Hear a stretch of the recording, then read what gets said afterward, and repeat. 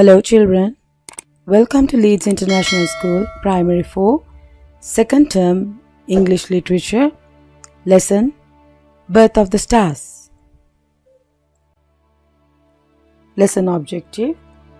By the end of this lesson, students will be able to learn what mythical stories are. They can learn about other cultures, increase their vocabulary, and increase reading skills.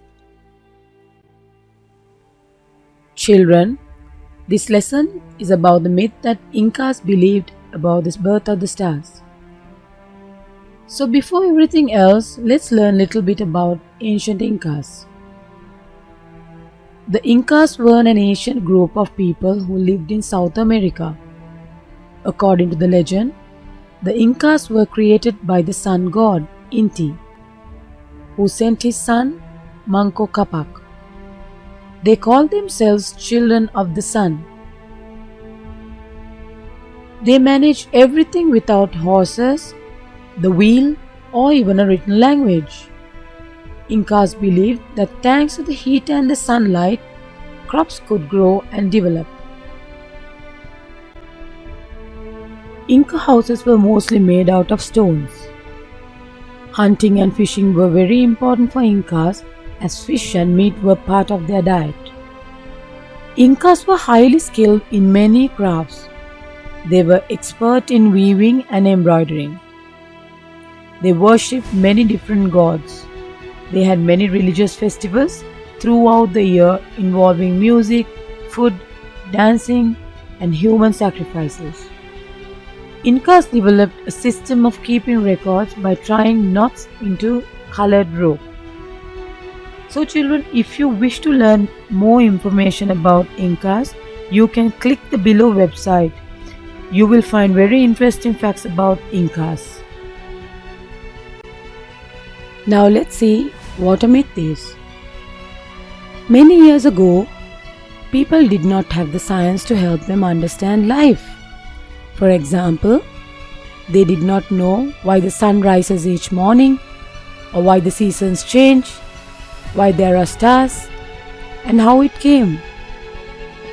People saw sickness, death, and natural disasters, but nobody knew or understood what made that happen to them.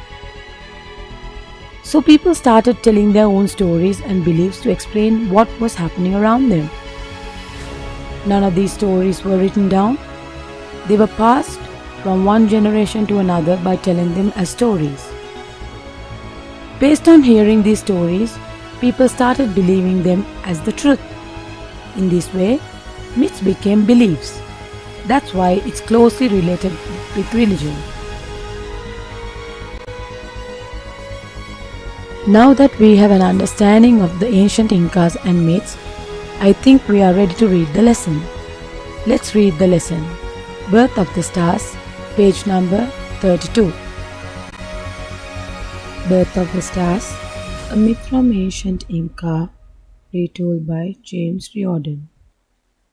There was once a time when not a single star shone in the long black night. At sunset each day, a wizard drew a curtain across the sky, casting the land into darkest gloom.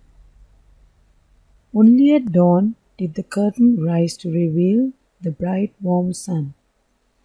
Of an evening, in those distant times, people would gather in a tent to watch as artists lit torches and held up carved wooden figures of birds and beasts.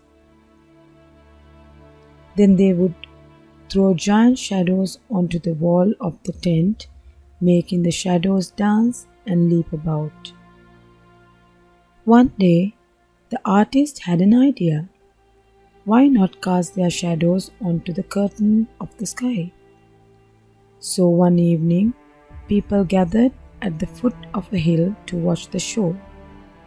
As darkness fell, the artists lit their torches and lifted the carved figures high so that the shadows played upon the black curtain of the night. Now everyone could see the sky shadows, and not only the people, Mice scurried into the topmost branches of the trees. Snakes stood on their tails to gain a better view. Even tortoises, who had never looked above their noses, lay on their backs to see the show. From then on, the artists used the curtain of the sky every night as the backdrop for their show. That is until one night when a little moth decided to take a peep behind the wizard's curtain. Climbing up the cloth, she started nibbling a hole. Just as she made a hole for her head, flick, the wizard sent her spinning down again. But the little moth was stubborn. She flew straight back up and started nibbling once again. And she made a hole before the wizard could drive her down. At once, a little light shone through the black curtain. It was the first shining star. The busy moth brought her friends and they made more holes. A second and a third star appeared. Soon, there were so many stars the people could not count them. The whole black curtain was like a giant net with twinkling lights shining through its holes. As the stars lit up the land, people could now see mountain paths dotted with cactus plants and eucalyptus trees. What looked ordinary by day was bathed in a magic light. They saw silver valleys, silver plains, and silver streams. Yet now it was too light for the artists to perform their show. They did not mind. After all, as people gazed up at the starry sky, they were seeing the greatest picture show on earth. As for the wizard, when he saw how happy people were, he smiled and did not mind at all. Well, let's look at the summary of the story. To summarize a story, you have to find the main points of the story, highlight the main things that happen in the story. Usually, it's shorter than the original text. Once upon a time, there were no stars and the night was long and pitch black. Every day, at sunset, a wizard closed the sky with a curtain. It made the land very unhappy. Early in the morning, he would open the curtain for the bright warm sun.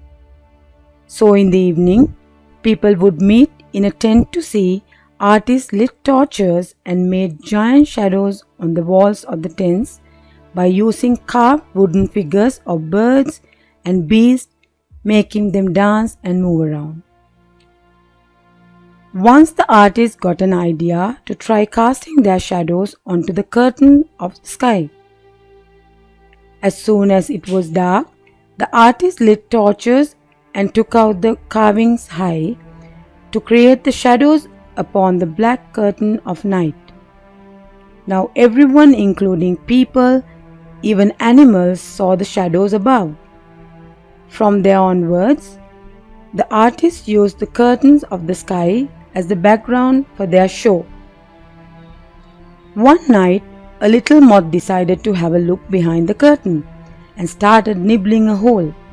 But the wizard tried to stop the moth, but she was very stubborn and she started nibbling again and again. Immediately, a light shone through the black curtain. So this moth brought her friends and made more holes. The black curtain was similar to a giant net with twinkling lights shining through. So the stars lit up the land. Many things were visible to the people. They saw mountain paths dotted with cactus plants and eucalyptus trees. It was magical. Artist and the wizard didn't mind. Why? Because they saw how happy people were. So children, this is the myth about the birth of the stars.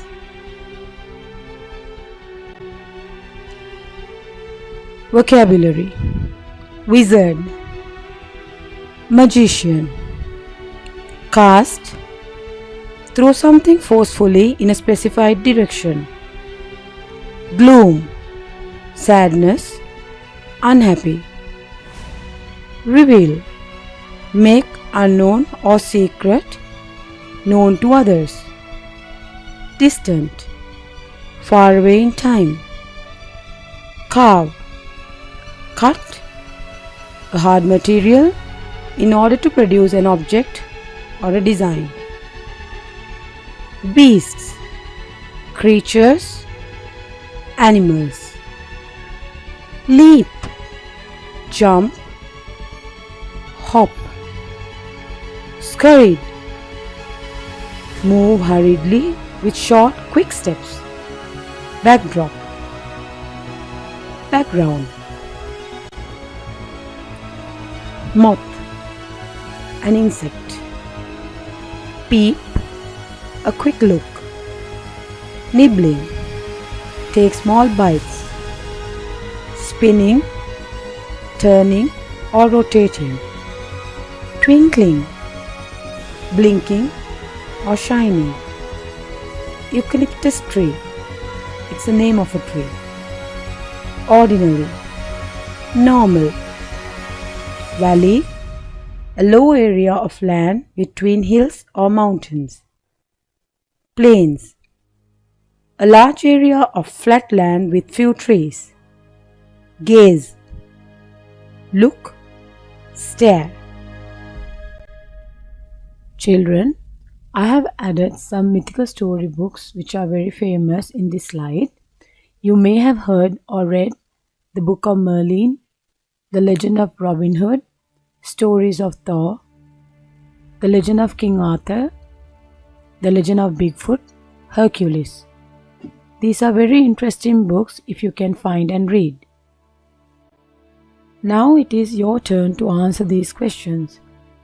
Read the lesson again and answer to these questions. What is a myth? What did the wizard do to the sky?